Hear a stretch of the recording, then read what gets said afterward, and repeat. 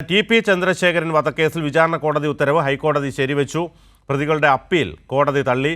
2 പ്രതികളെ വെറുതെ വിട്ടത് റദ്ദാക്കി. വിവരങ്ങൾ സാലി നൽകും. സാലി, വളരെ പ്രധാനപ്പെട്ട ഒരു വാർത്തയിലേക്കാണ് പോകുന്നത്. ടി.പി. ചന്ദ്രശേഖരൻ വധക്കേസിൽ വിചാരണ കോടതി ഉത്തരവ് ഹൈക്കോടതി ശരിവെച്ചിരിക്കുന്നു. എന്താണ് കൂടുതൽ വിവരങ്ങൾ?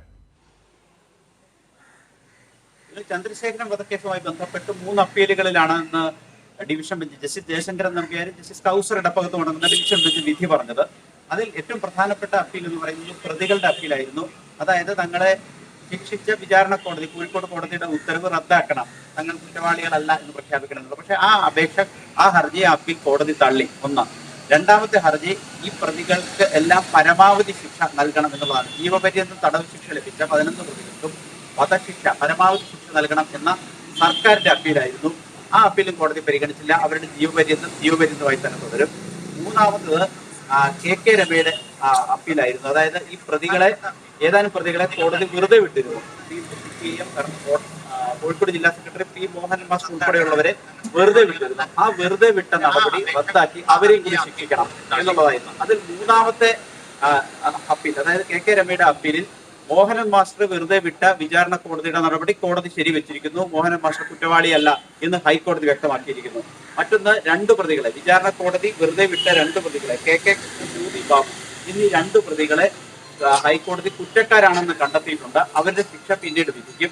അതുകൊണ്ട് അവരുടെ ശിക്ഷയിന്മേൽ വാദം ഒക്കെ നടത്തേണ്ടതുണ്ട്. അതുകൊണ്ട് തന്നെ അതുമായി ബന്ധപ്പെട്ട അവരോട് ഈ മാസം 26-ന് ഹൈക്കോടതിയിൽ നേരിട്ട് ഹാജരാകാൻ കോടതി നോട്ടീസ് നൽകിയിട്ടുണ്ട്.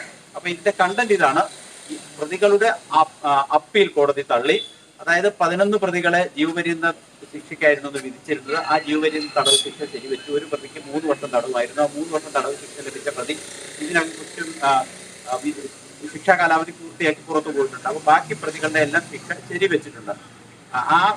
അവർക്ക് പരമാവധി ശിക്ഷയായ വധശിക്ഷ നൽകണമെന്ന് സർക്കാരിന്റെ അപ്പീൽ കോടതി പരിഗണിച്ചില്ല.